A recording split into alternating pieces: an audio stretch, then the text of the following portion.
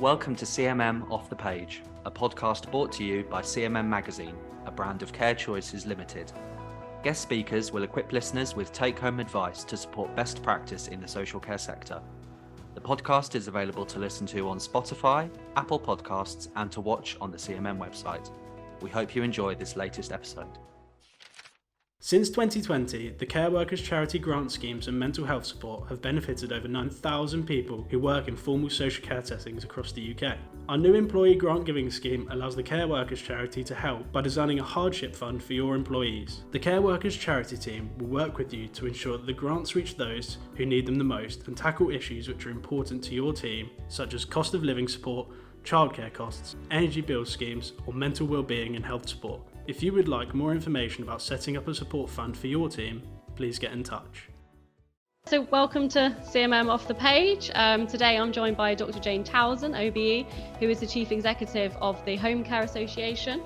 We'll be hearing how the Homecare Association has been calling on councils, the NHS and health and social care trusts to ensure providers are receiving fair and appropriate fee rates.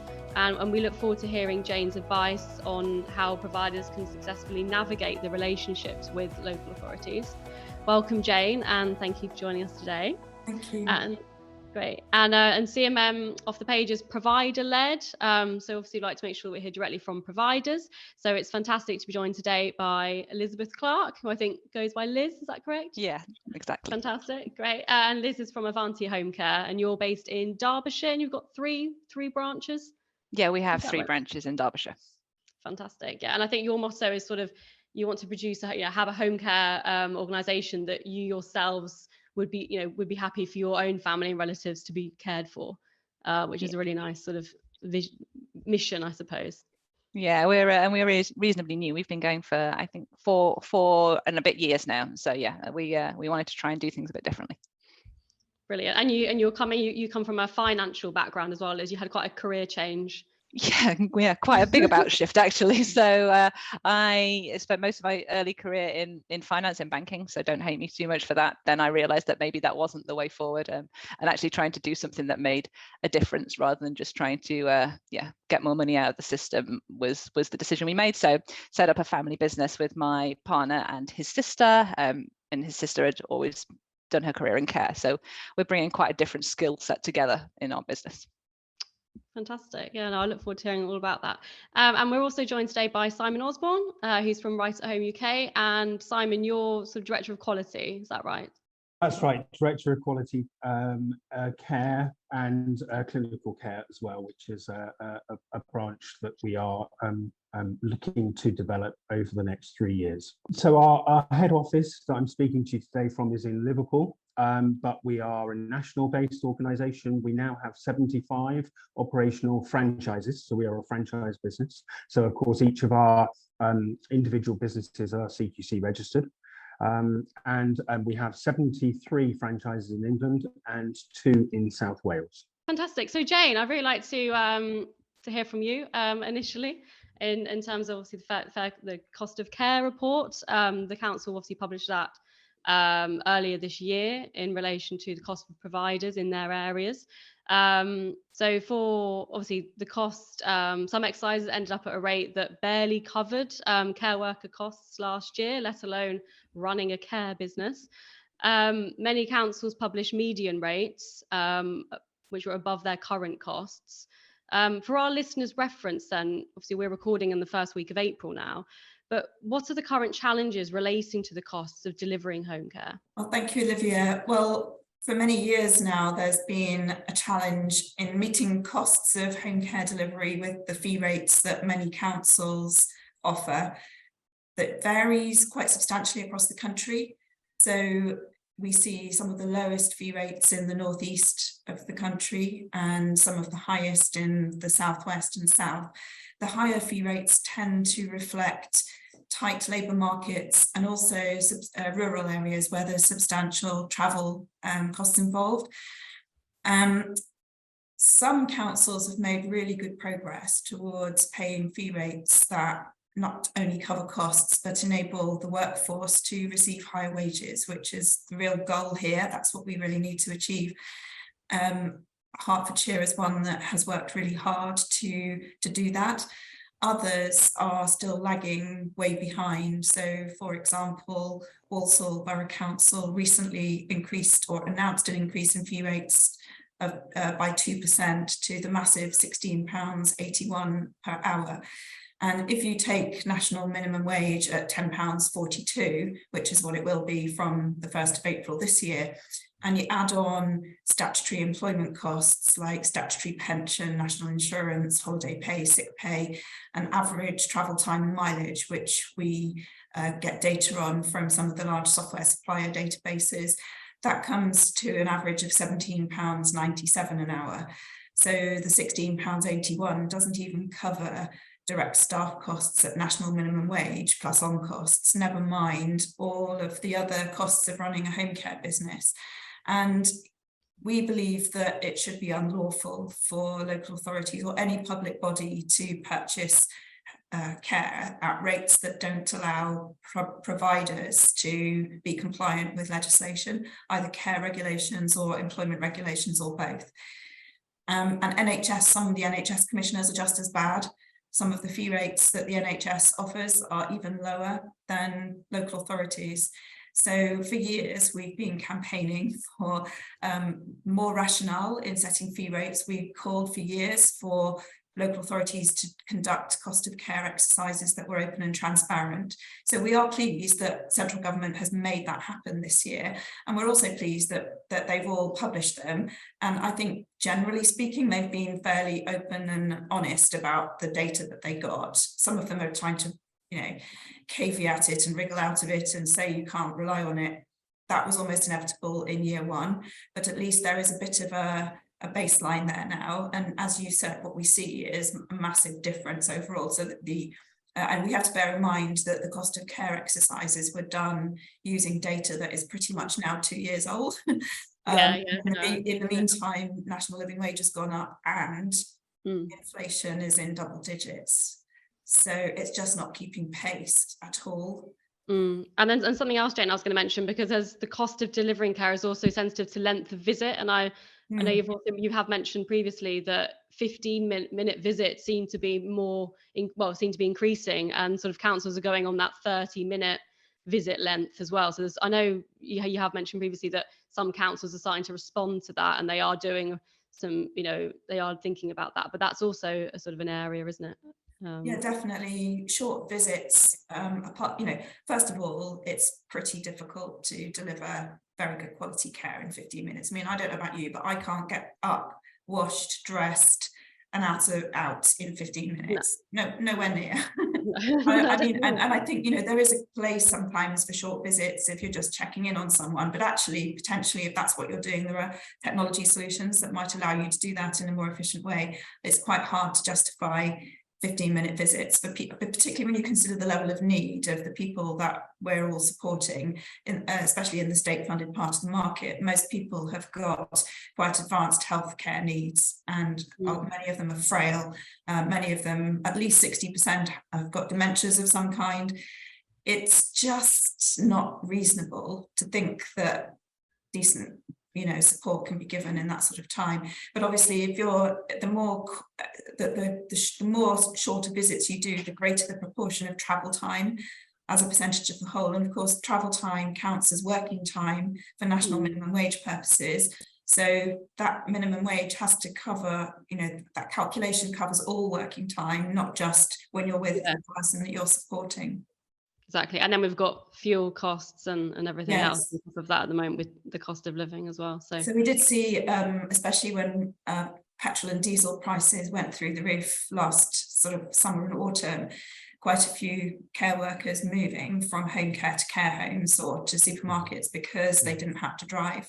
And it's not just the cost of the fuel, is it? It's the cost of running your vehicle. And most care providers, although they've tried really hard to increase mileage rates, again, the fee rates don't allow, in many cases, mileage rates that would be meaningful to cover costs. So it's challenging all round, really, and that it's among the reasons why we've got such high vacancy rates in our part of the social care sector.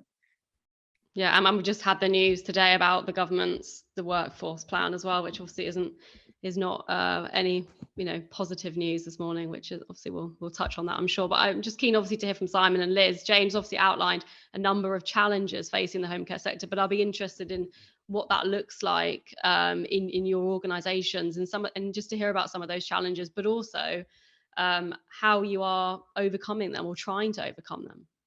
Yeah, sure.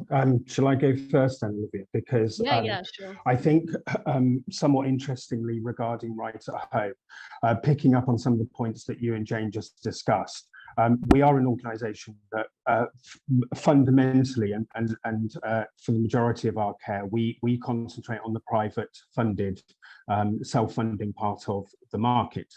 And there's a particular reason for that, as Jane outlined. Our business model is really to really only engage in a minimum of 1 hour calls.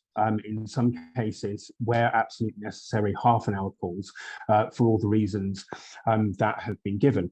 Although I have to say, we do have some franchises who predominantly do rely on engaging with local authorities for state-funded care.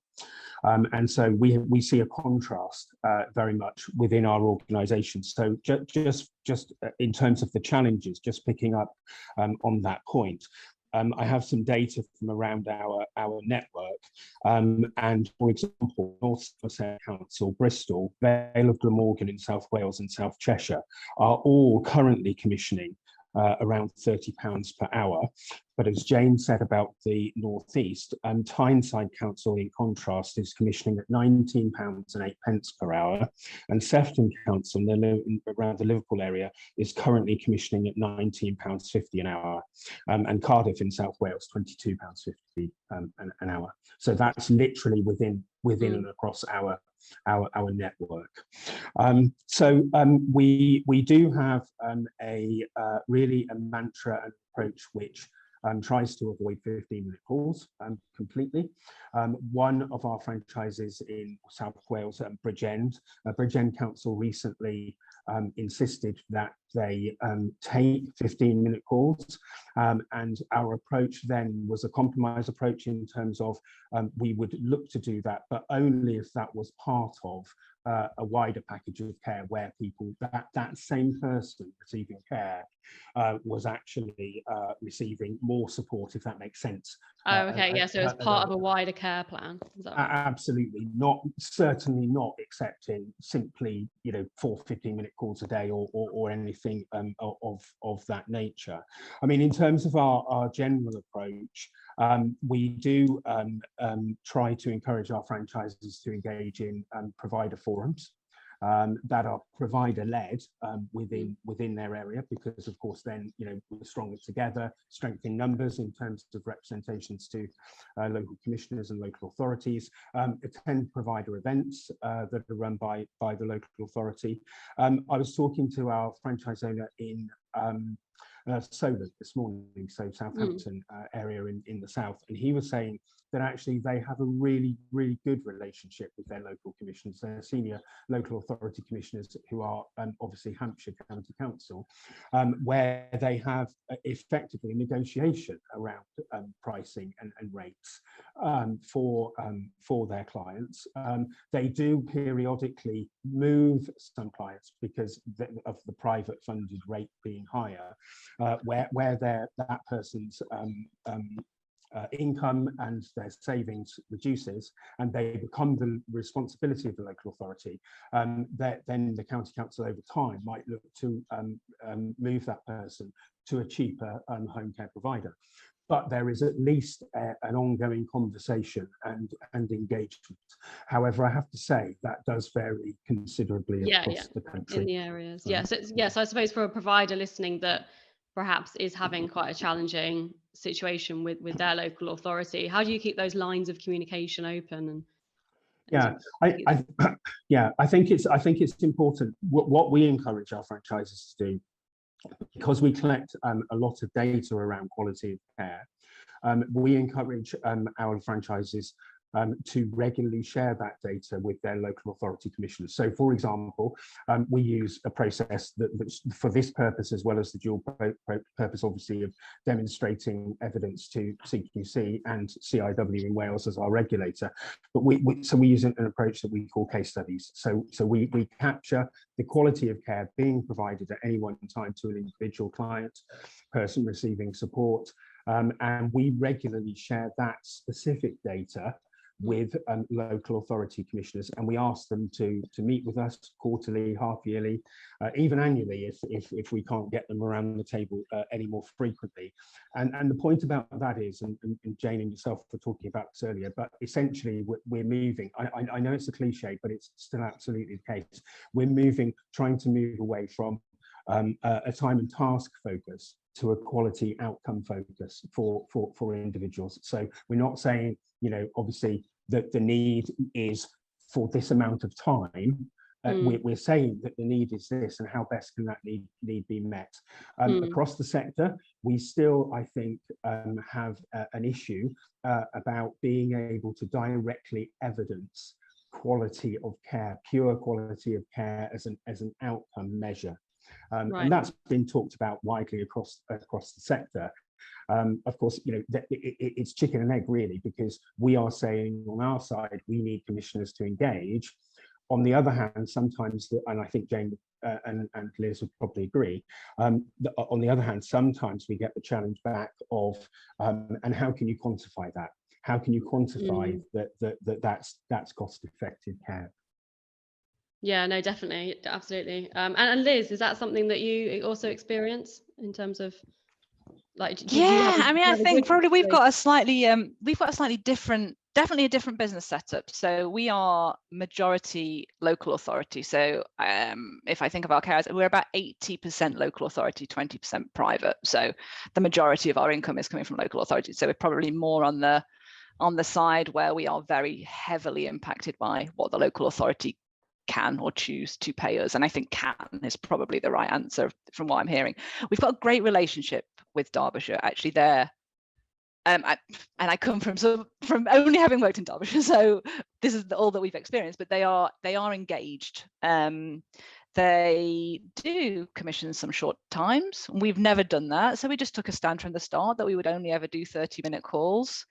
They probably wouldn't thank us for saying that, but sometimes we bid for packages that say 15 minutes and say we'll only do 30, and we get that, and turns out the client actually still needs half an hour. So it's just been assessed wrongly, because as Jane was saying, you can't actually do very much in 15 minutes. So that's just been a line in the sand for us. At the start we lost some work from it, but just decided that was the right way to go. So that's definitely been, I think, the right approach to take. In terms of the approach we've taken with the council, and as I say, they're good, they do like to engage with us.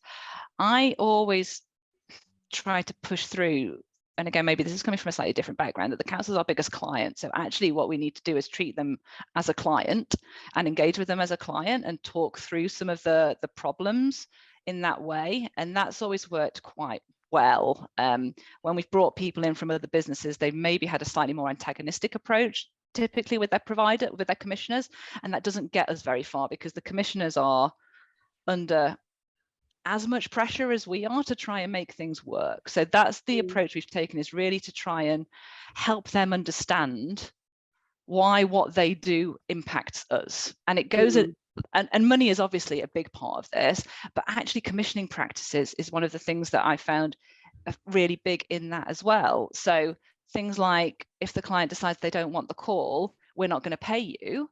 Well, that doesn't work, because what do we do for our care staff then? You can't just say you're not getting paid because the client happens to go into hospital. Actually, it's one of the reasons we don't do any work with the NHS, because when I read the NHS contract, it's just not, it wasn't something I thought that we could continue with. So a client goes into hospital and you just don't get paid then the next day.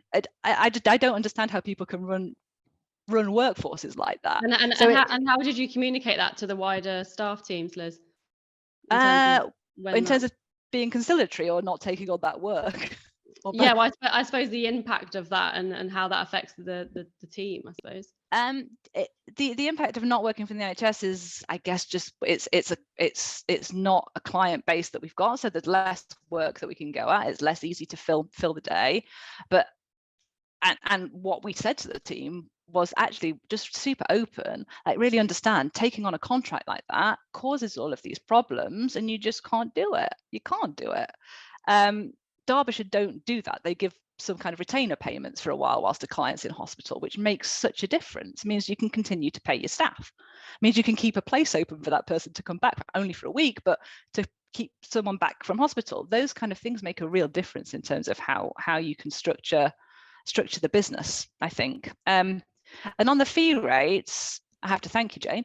You helped me a lot in the conversations that I was having with Derbyshire. I actually recently took on the chairmanship of our local provider forum, which is something that the local authority did. I got volunteered for my sins, and actually it's great because it just gives me another run at the dialogue. But every year Derbyshire do have a negotiation discussion with their provider network about fees. So I managed to get my hands on the fee model that they use and compared it to the Homecare Association fee model, and spent a lot of time with Derbyshire saying, you've got a number here that shows that you can pay our staff the same that you pay your in-house staff, but actually you're ignoring all of these other costs we've got for running the business. So what's going up to cabinet here is suggesting that we can pay our staff about £1.50 more than what you actually let us do. So let's run through this line by line. And I had a really good dialogue with them about that, and it seemed to be the first time that they'd ever had that discussion, which was worrying. But they were listening because, again, like I think taking the approach of just really understand what you're saying on this piece of paper means to us in practice and what it means that you're saying up the line. So yeah, trying to dig into the detail and using those provider forums as a mouthpiece seems to work really well for us. Yeah, no, fantastic. And Liz, you mentioned about the local authorities almost having to see it to believe it.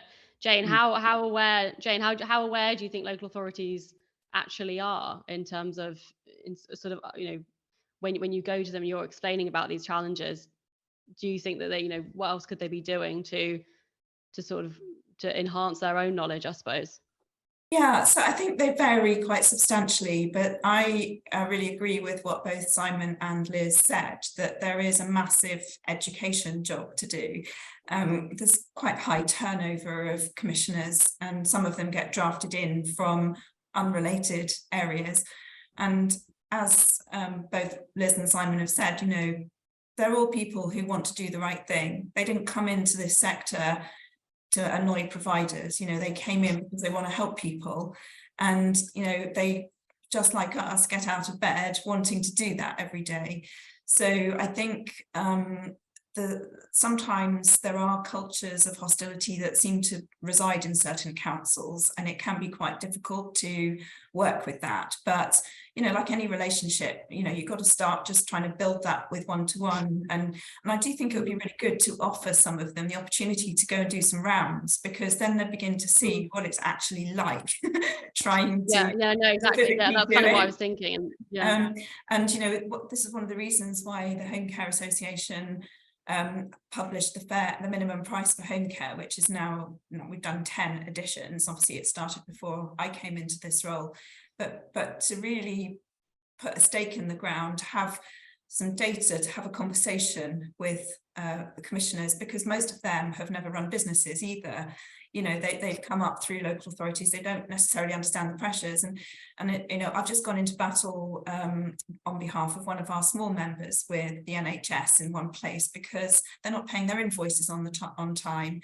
And we hear that all over the country. You know, 4 months, 6 months after you've actually delivered the care, they might deign to pay you.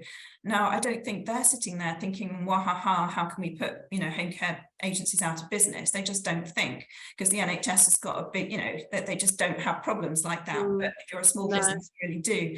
So it's trying to educate on issues like that, and trying to come up, working with them to see if we can come up with a sustainable solution, because a lot of providers won't engage with the NHS, you know, partly because of the fee rates, partly because of the policies, as Liz was talking about, a lot because they won't pay their invoices on time. And also some of the arrangements, so when a care worker goes to somebody's house and they see that somebody's needs have changed. You know, maybe they had a fall, or you know, they've been in hospital, they've come out again, or whatever. The amount of time that has been designated isn't enough, and they want to get it changed. You often have to go up through several levels and then get contracts changed and all of that. And by the time they've done all that, like sometimes months has gone past, you know. So it's trying to explain the impact on people drawing on services and on your own sustainability. And the only way of doing that really is to have regular meetings. And I know a lot of providers don't ever contact their councils, and it's easy to say, especially if you're in the private pay part of the market, oh, there's no point, there's no need. But we are advocating very strongly that everybody should, because you never know when, you know, especially during COVID, for instance, there were a lot of grants and things like the vaccination programme that they were having to roll out to everyone. And some of the councils had no idea who half of their providers were and what they did, you know. So yeah, it's that awareness. yeah, and I think, you know, the self-funders as a group, they need to be advocated for as well. Just because they're paying for themselves doesn't mean that we shouldn't, as a collective sector, think about their needs, you know. And all of the conversations around digitization of social care, as an example, you know, digital care records, that affects people paying for themselves just as much as people being funded by the state. And if the providers aren't engaged with the local authority and the NHS and the local integrated care systems, they're going to get left out of those conversations. And then that's going to potentially put people who are paying for themselves, you know, at a disadvantage. So, you know, we would encourage everybody, and I know it's not always easy. I mean, we had some examples in the pandemic. We had to write to one local authority in July, I think, of the first, you know, 2020, say, you know, we're really shocked to hear that you haven't yet had a meeting with your providers in this middle of the pandemic. You know, please, would you engage with them? But you can take initiative as a provider. And, you know, in one of somebody in the Bristol area tried to get the council and everyone to engage, and they didn't. So they just set up a group themselves and said, oh, I've now got a group of 100 providers, and then invited them. Well, if you know, you're very welcome to come if you want. So take initiative, you know, set up those groups if they're not happening. Yeah, no, it sounds like. Yeah, no, it sounds like, and obviously, Liz, you volunteered yourself to be part of the provider forums. I just want to pick up something that Simon mentioned about case studies, because obviously data is fantastic, but I did read somewhere, you know, logic isn't always memorable, or isn't always, and I think that it's that power of emotion, isn't it? And I was interested, Simon, about how you know, collate those case studies. What do you think has influenced maybe a council if they've read something? I think the real key term here, the key concept here, is about impact, positive impact for the person. And I'm talking both from, again, from a commissioning perspective and engagement with local authorities, and also dual focus on you know, giving evidence for CQC. So we focus very much on, we tell a story. We start by introducing the person, their history, you know, their social history and their employment history, etc. Then we describe you know, what we do for the person. But the main section of that case study, and it's probably around about 2 pages long, is about the impact, the positive impact that our care and our support has had for that person as an individual.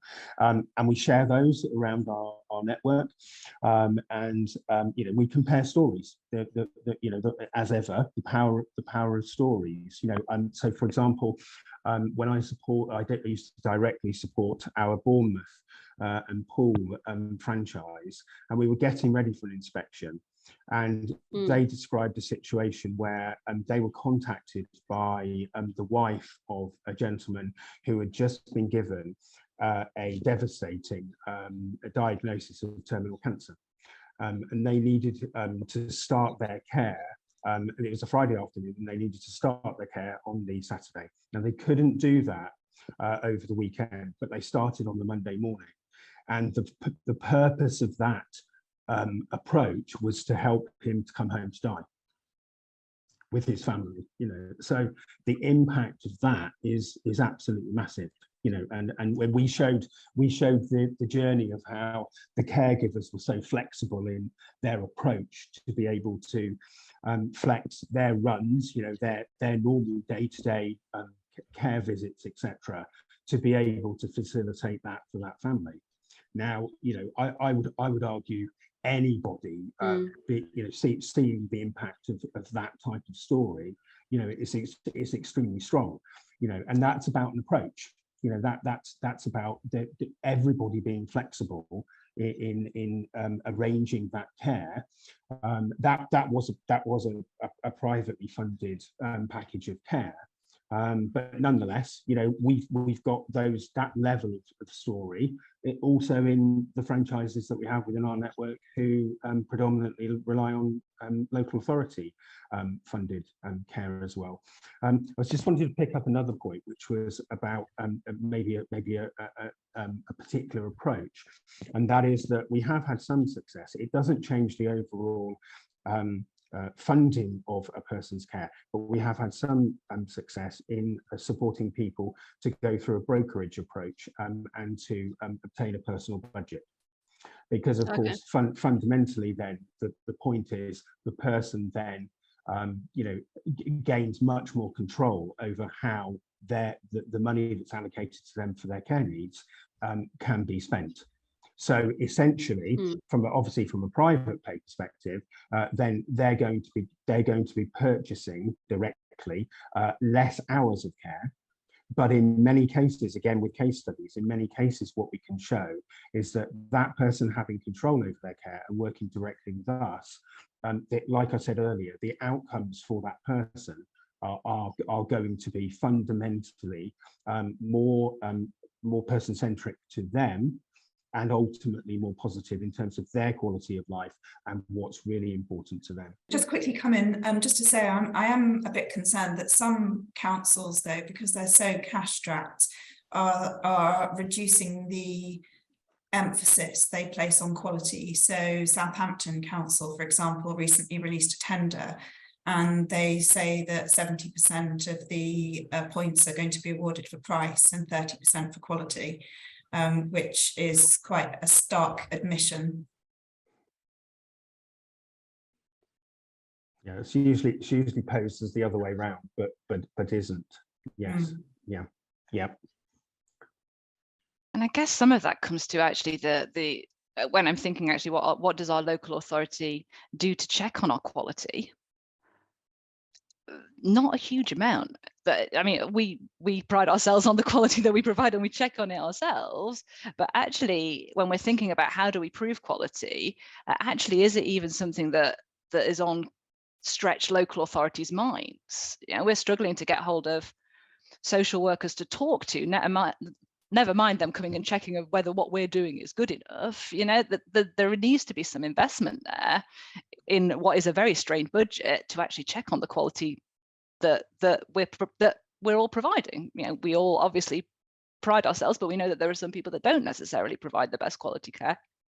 And actually, without some of those safety nets, I also worry about what's happening, because everyone's just so desperate to grab any provider that they can at the moment, because there is such a shortage of what's actually happening. Because it's difficult to get it checked on. I agree, and some councils have opened up their procurement portals to more providers in the panic to discharge people from hospital. And they might have gone from 20 to 48, or from 50 to 100 or whatever, and there's no way with the best will in the world you can properly keep an eye on 100 providers. And we've already heard some stories of things going badly wrong in certain places, which CQC are onto, but it is difficult. And I think the other risk of opening up the portals to myriad providers is that they then fragment the volume of hours available across many. So there aren't enough hours for any one provider to be sustainable, because as you know, especially in the state-funded part of the market, it's very much a volume game. Yeah. I think also picking up on both of those points, there's the wider issue going back to the evidential issue or the production of evidence, because we know historically that local authorities are quality monitoring systems and processes are focused on very different outcomes often to those of CQC, and it's been an absolute bane of providers' life for a number of years, as I'm sure you both know, in relation to providing data and evidence that is wildly different sometimes to local authorities to that which is required by the central regulator.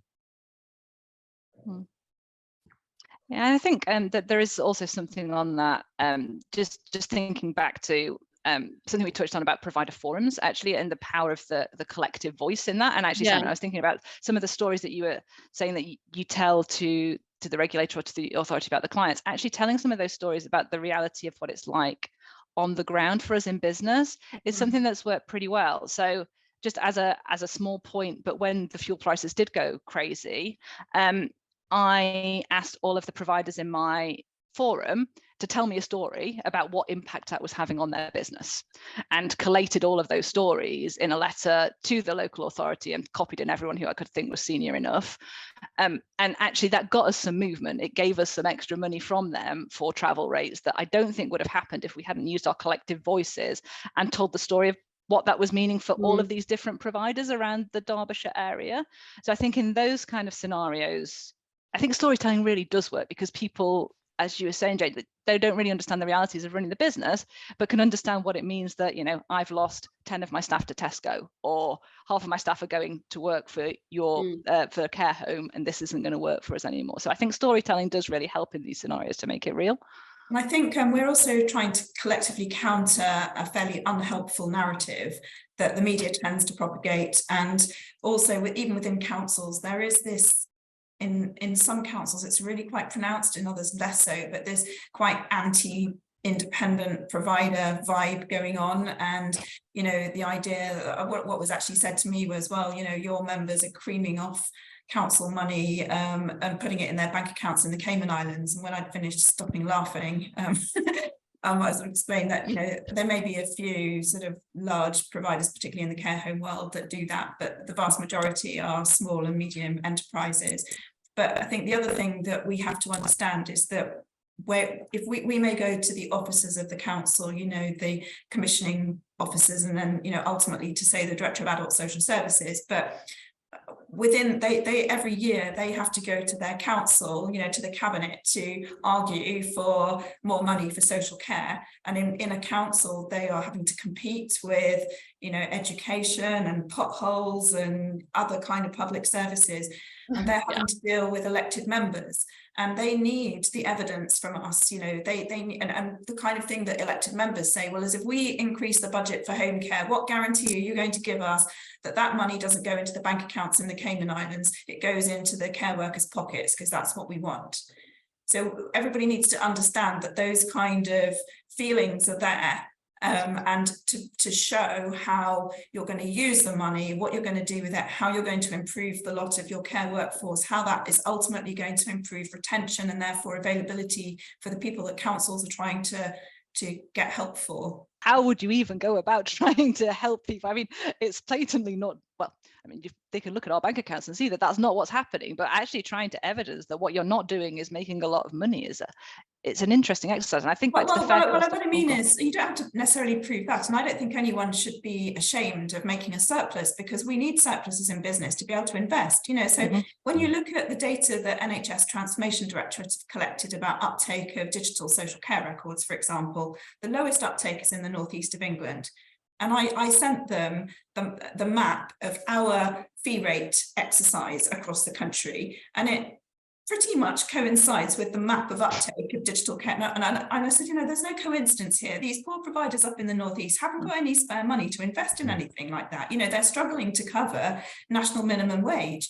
If you want everybody to be, you know, having joined up care and all of the rest of it, we need to have a national minimum fee rate for home care, which is what we've been arguing for ages, you know, and that you need to show that you are increasing the wages of, I mean, some councils are asking for evidence of that, you know, and it's a bit debatable. Hertfordshire have imposed, or they've told providers they want them to pay care workers £13.64 an hour, which is a high amount. And if you sort of plug that number into our model, you end up with a number that's quite close to £30 an hour, but they're only paying something like 22. And it's trying to explain that, yeah, you can stipulate these wage rates, but you've also then got to make the fee rates work. But this is where the volume comes in, because the more hours you're delivering, the easier it is. And also, the nature of the contract. So one of our members, Camille Leovold, who is the owner of Abbott's Care, she does a fair bit of work with hospital discharge, and they tend to commission that as a block contract. And that's like a really helpful thing for a provider, because you've got security of income. And then that means that you've got more flexibility to offer a number of staff full-time permanent contracts, which then gets you flexible delivery as well. So, again, going back to what you said earlier, Liz, how some of this is commissioned and purchased makes a big difference.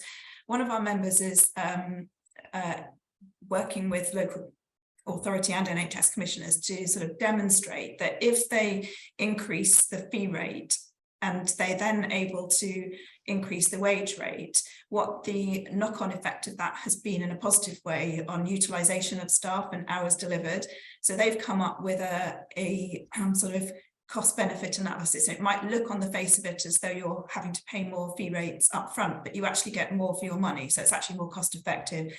And as Simon said, generally as a sector, we've been quite poor at evidencing what we're doing. And it's not just about the quality of care, it's also those kind of things. So what difference does it make to staff retention? So Skills for Care, for instance, they've got a lot of data showing that the more training and supervision and support you give care workers, the longer they'll stay.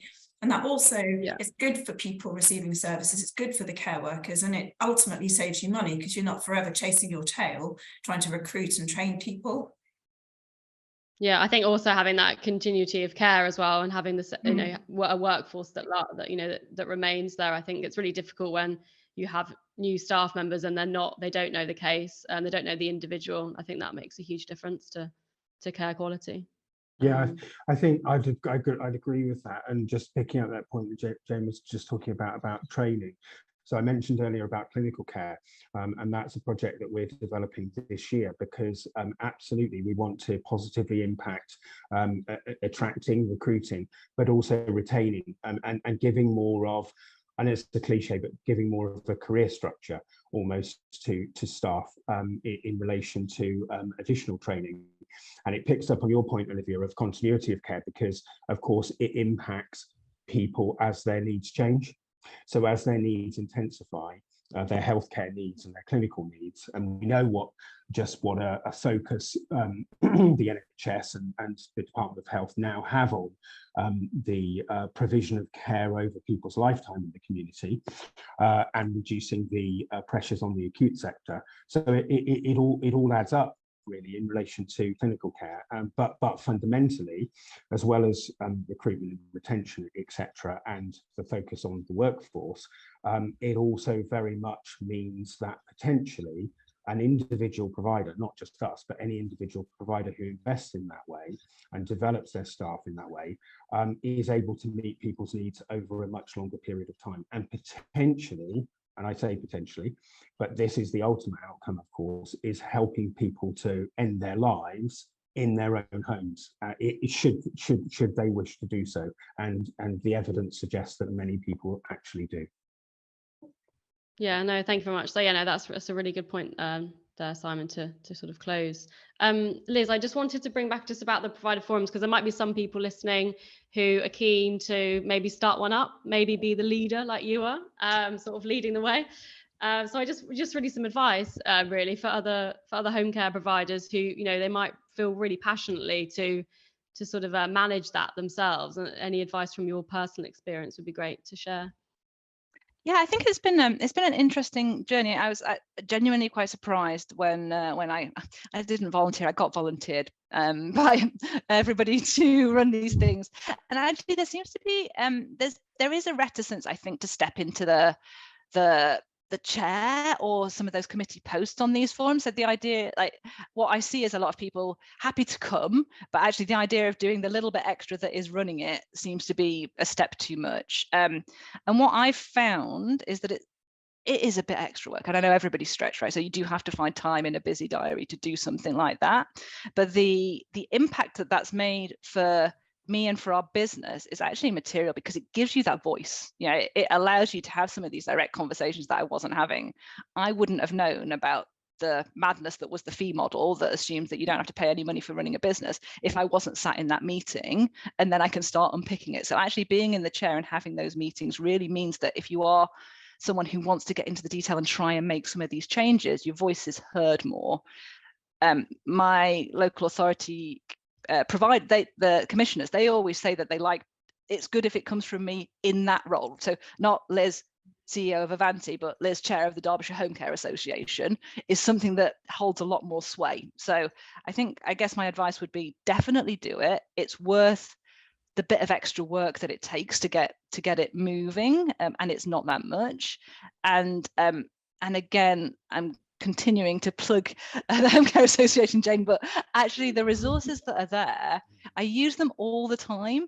And actually just saying, look, here's the national picture, and locally it's the same, guys. It really, really makes such a difference. So I guess my advice would be do it. The other providers in the area are pretty keen, so we get really good attendance at these things, and also we are managing to get speakers to come in that help as well. We had the CQC in last time, again, really happy to just share with us, and it's a great opportunity to have those kind of conversations without it being an inspection. So I guess my recommendation would be to do it. It's not so hard, and really, if you can, take up one of the committee posts in that association, because I think that the impact you can make is massive. I'd sort of add to that. I think not everybody realises the power of the collective voice, because when we go into the Department of Health and Social Care, for example, you know, well, how many members have you got? You know, why should we listen to you?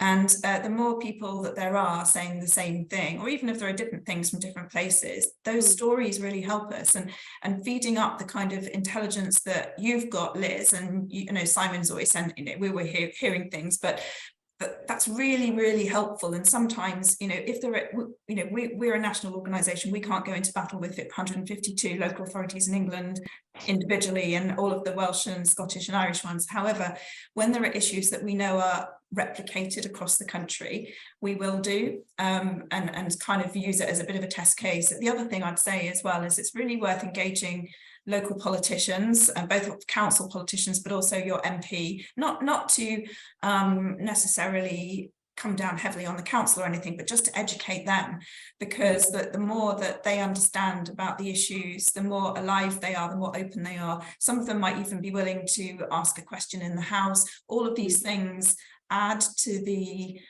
pressure and the, you know, public awareness. So I think we've all got to sort of pool our resources. Everybody's busy, but the more that we can sort of funnel everything in, make that voice louder. And yes, and it's the same with the NHS, same with the regulators. Yeah, it really does work. It's worth it. And as Liz said, you know, there are a lot of resources that can help you as well. So sometimes we find members, you know, unfortunately requires improvement from CQC or something. So we'll contact them and say, oh, you know, we saw that you sort of fell down on medicines management, let's say, you know, did you know that we've got a training workshop on that? And they didn't.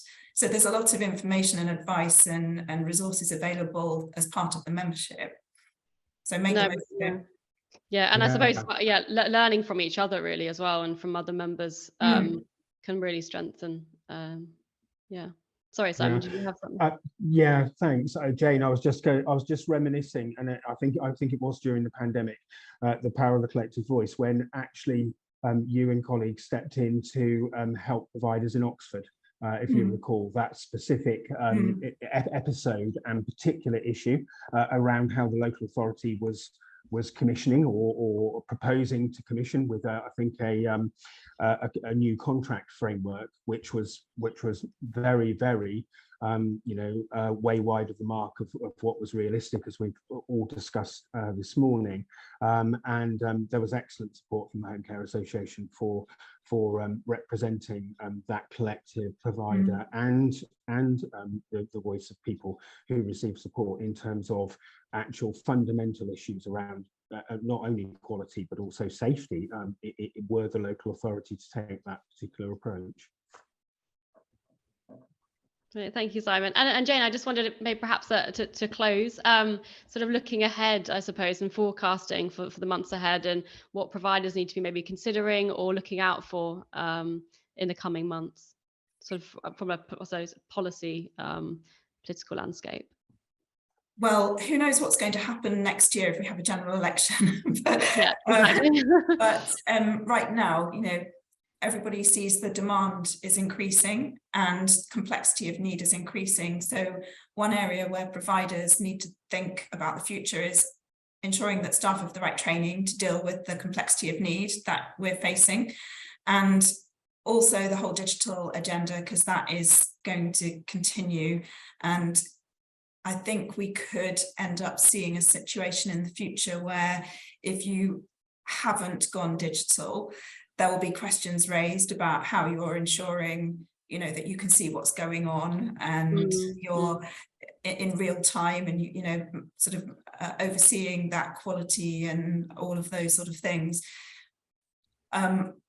I think that if Labour is successful in the election, and who knows, there'll probably be more conversations about taking a more national approach to certain aspects. They're not talking about nationalising care, but they're talking about taking a bit more of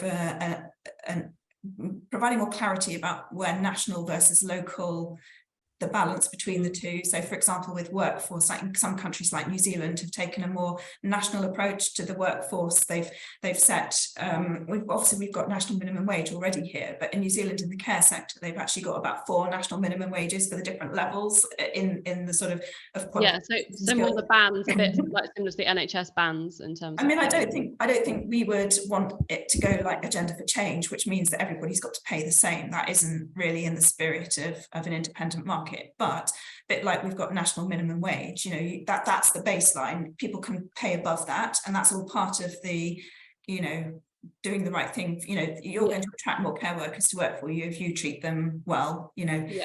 So what we're pushing for is like a proper workforce plan, because there isn't a workforce strategy or plan for social care. We need to understand that there's a lot more emphasis now coming on reablement, intermediate care services that are going to be national. There's going to be a national framework for that. And care work, everyone, if they want to engage with that, is going to have care workers that understand reablement and the skills around that. Maybe even some of the larger ones might consider having occupational physiotherapists of their own, or finding ways of working in partnership. And the whole NHS integration agenda, integrated care systems and the different types of services that are being rolled out now. So we've heard a lot about virtual wards.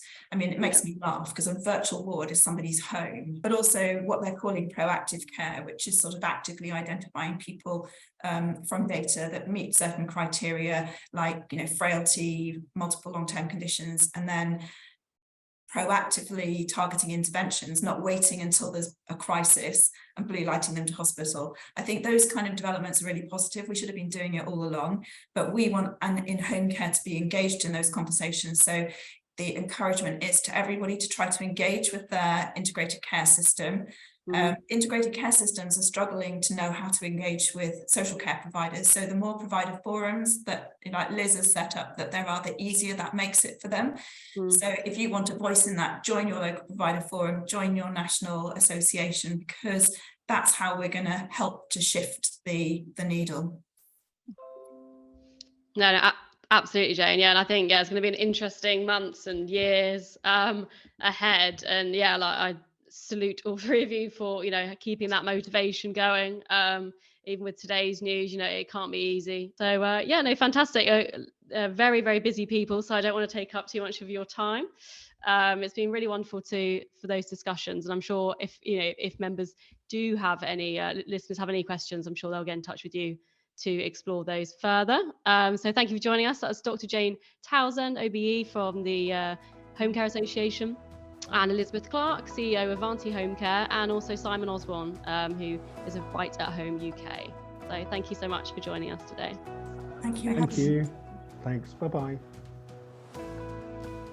Thank you for tuning in to CMM Off The Page. Explore CMM's portfolio of content, including daily news, blogs, a magazine, and CMM Insight webinars by visiting www.caremanagementmatters.co.uk. To make sure you don't miss a podcast, follow CMM on Twitter @CMM_magazine and use the hashtag CMM Off The Page to join the conversation and share your feedback. See you next time. CMM Off The Page. Listen, learn, lead.